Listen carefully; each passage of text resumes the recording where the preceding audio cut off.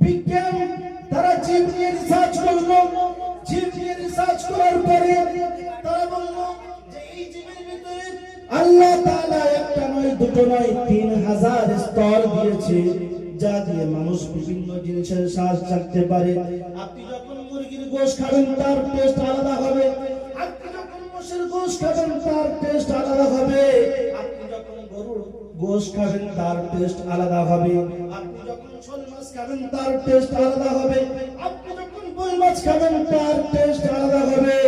আল্লাহ পাক আল্লাহ রাব্বুল আলামিন বলে, বান্দা এত দামি মেশিন একটাই মাত্র মেশিন, এই যন্ত্র তোমার কে দিয়েছে বলো?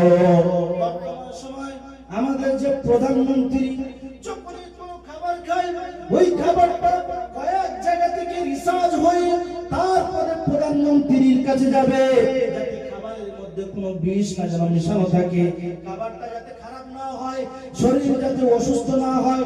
কয়েক লক্ষ টাকা খরচা করে মেশিন দিয়ে খাবার চেক করে তারপর প্রধানমন্ত্রীর কাছে খাবার যাবে। আল্লাহ পাক আল্লাহ রাব্বুল আলামিন বলে, বান্দা আমি তোমাকে এমন মেশিন দিয়েছি, একটা নয় দুটো নয় তিনটে মেশিন দিয়েছি, তোমার সামনে যখন কোনো খাবার যাবে পৃথিবীর কোনো মেশিনের দরকার লাগবে না, পৃথিবীর কোনো কিছুর দরকার লাগবে না। আমি আল্লাহ পাক আল্লাহ রাব্বুল আলামিন তোমাকে যে মেশিন দিয়েছি এই মেশিনের সামনে ফেলার সাথে সাথে মেশিন বলে দেবে খাবার খারাপ কি ভালো, ঠিক কি না বলেন?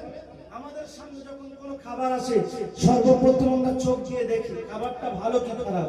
যদি আমাদের চোখ ফেল করে, চোখ কাজ করছে না, তারপরে আমরা যখন খাবারটা খেতে যাব নাকের কাছে চলে যায়, যায় কি যায় না, আমরা বাস শুয়ে বলে দিতে পারি খাবারটা ভালো কি খারাপ।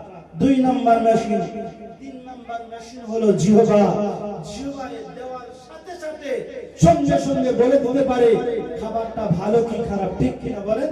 হ্যাঁ, তাহলে আল্লাহ পাক আল্লাহ রাব্বুল আলামিন বললেন, বান্দা কোনো টাকা নেই, কোনো পয়সা নেই, কোনো কিছু নেই, তারপরেও আমি আল্লাহ তাআলা তোমাকে এমন সুন্দর মেশিন দিয়েছি, মেশিন দিয়ে আমি আল্লাহ তাআলা তোমাকে সৃষ্টি করেছি, তৈরি করেছি, আর বলেছি বান্দা আমার নাফরমানি করবে না, আমি আল্লাহ আমার ইবাদত করবে, আমি আল্লাহ আমার প্রশংসা করবে, আমি আল্লাহ আমার আইন মোতাবেক চলবে। আজ পৃথিবীর জমিনে আমরা সেই আল্লাহ পাক আল্লাহ রাব্বুল আলামিনের নাফরমানি করে চলেছি, আল্লাহ পাক আল্লাহ রাব্বুল আলামিনের ইবাদতকে ছেড়ে দিয়েছি, আল্লাহ পাক আল্লাহ রাব্বুল আলামিনের হাবিবের সুন্নাতকে ছেড়ে দিয়েছি। তাই আজ আমাদের উপরে এত মুসিবত, আজ আমাদের উপরে এত বিপদ, দিনের পর দিন মুসলমানদেরকে মারা হচ্ছে আমাদের আমলের কারণে। যদি আমরা কোরআন এবং হাদিস মোতাবেক চলতে পারতাম, রাসূলের সুন্নাত নিয়ে চলতে পারতাম, পৃথিবীর কোনো মাইল লালের ক্ষমতা ছিল না যে মুসলমানদের গায়ে হাত দেবে। আজ মুসলমান প্রত্যেক জায়গায় লাঞ্ছিত, অপমানিত, অপদস্থ হচ্ছে কিসের কারণে? যে আজ মুসলমানরা কোরআন এবং হাদিসকে ছেড়ে দিয়েছে, ছেড়ে দেওয়ার কারণে। তো আল্লাহ পাক আল্লাহ রাব্বুল আলামিন কোরআন কারীমের মধ্যে বলছেন, বান্দা এত কিছু দেওয়ার পরে আমি আল্লাহ আমাকে কেমন করে অস্বীকার করো, আমাকে কেমন করে নাফরমানি করো, আমার কোরআনকে কেমন করে বিভ্রান্তি দেখাও, আমার মসজিদ ছেড়ে কেমন করে দূরে সরে আছো। তাই আল্লাহ পাক আল্লাহ রাব্বুল আলামিন কোরআন কারীমের মধ্যে বলছেন, আল্লাহ পাক আল্লাহ রাব্বুল আলামিন বলেন, কাইফা তাকফুরুনা বিল্লাহি ওয়া কুনতুম আমওয়াতান ফাআহইয়াকুম সুম্মা ইউমীতুকুম সুম্মা ইউহয়ীকুম সুম্মা ইলাইহি তুরজাউন।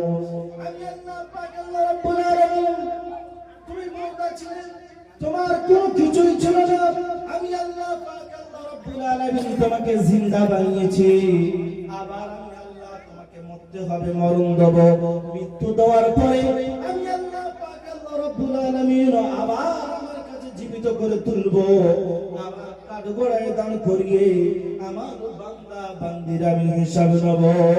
পৃথিবীর জমিনে কতটা নেকির কাজ করেছো, কতটা গুনার কাজ করেছো, কতটা ভালো রাস্তায় চলেছো, কতটা খারাপ রাস্তায় চলেছো। পৃথিবীর জমিনে তোমার ক্ষমতা আছে, সব কিছু করেছো, কিন্তু এমন একটা দিন আসবে সব শক্তি শেষ হয়ে যাবে। আমি আল্লাহ পাক আল্লাহ রাব্বুল আলামিন আমার কাছে তোমাকে আসতে হবে, আর আমার কাছে আসার পরে আমি আল্লাহ পাক আল্লাহ রাব্বুল আলামিন তোমার কাছ থেকে হিসাব নেব। শৈশবকাল দিয়েছিলাম, যৌবনের সময় দিয়েছিলাম, বৃদ্ধকাল দিয়েছিলাম, তোমাকে 30, 40, 50, 60 বছরের জিন্দেগি দিয়েছিলাম।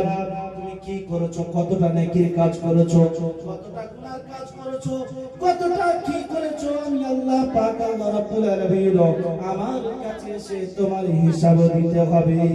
পৃথিবীর জমিনে টাকার বল ছিল, পয়সার বল ছিল, পার্টির ক্ষমতা ছিল, পৃথিবীর জমিনে ফাঁকি দিয়েছো, মানুষের উপরে জুলুম করেছো, অন্যায় করেছো, অত্যাচার করেছো, গরিবদেরকে পাটময়দান করে দিয়েছো, তাদেরকে ধ্বংস করে দিয়েছো। পৃথিবীর জমিনে তাদের বলার কেউ ছিল না।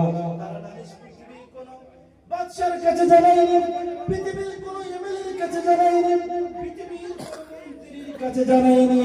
তারা বিচার আমি আল্লাহ পাক আল্লাহ রাব্বুল আলামিন আমার কাছে জানিয়েছে। তাই আমি আল্লাহ পাক আল্লাহ রাব্বুল আলামিন আমার কাঠ গোড়ায় আজকে তোমাকে দাঁড়াতে হবে। সেদিন মানুষের জবানগুলো বন্ধ করে দেওয়া হবে। আল্লাহ পাক আল্লাহ রাব্বুল আলামিন বলেন, আল-ইয়াউমা নাখতিমু আলা আফওয়াহিহিম ওয়া তুকাল্লিমুনা আইদিহিম ওয়া তাশহাদু আরজুলুহুম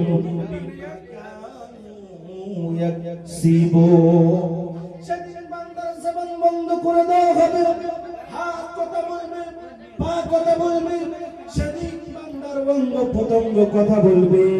সেদিন হাত বলবে, আল্লাহ পৃথিবীর জমিনে আমি কথা বলতে পারতাম না, আমার নিয়ে মানুষের উপরে অত্যাচার করেছে, মানুষের উপরে জুলুম করেছে, যারা কমজোর মানুষ ছিল তাদেরকে মেরেছে, এই হাত দিয়ে কলম চালিয়েছে, এই হাত দিয়ে চুরি করেছে, ডাকাতি করেছে। সেদিন হাত সাক্ষী দেবে, আপনার জবান বন্ধ হয়ে থাকবে। সেদিন পা বলবে, আল্লাহ পৃথিবীর জমিনে আমার বলার ক্ষমতা ছিল না, তাই আমি বলতে পারিনি। আজ কিয়ামতের দিন আপনার সম্মুখে আমি সাক্ষী দিচ্ছি, এই পা নিয়ে চুরি করতে গিয়েছে, এই পা নিয়ে ডাকাতি করতে গিয়েছে, এই পায়ের ক্ষমতা ছিল বলে মানুষকে লাত মেরেছে, এই পা দিয়ে মানুষের উপর অত্যাচার করেছে, অন্যায় করেছে, এই পা দিয়ে চুরি রাস্তার দিকে হেঁটে গিয়েছে। আমি ছাড়বো না, কিয়ামতের দিন আপনার জবান বন্ধ থাকবে। সেদিন আপনার পা, আপনার হাত, আপনার মাথা, আপনার সমস্ত অঙ্গ প্রত্যঙ্গ সেদিন আপনার বিরুদ্ধে আল্লাহর দরবারে নালিশ জানাবে।